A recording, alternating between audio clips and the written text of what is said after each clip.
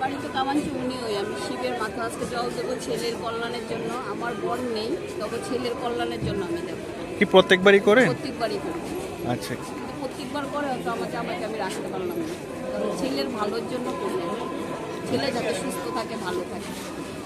আর কি কামনা করবেন শিবের কাছে? ছেলে যাতে ভালো থাকে, ভালো একটা চাকরি করে, যাতে আরো ভালো উন্নতি করতে পারে, এই জন্য করছি। মাথায় জল ঢালি, মনে হয় শান্তি মনে হয় আমাদের কাছে এই পূজাটা করলে। কি কামনা করবেন শিবের কাছে?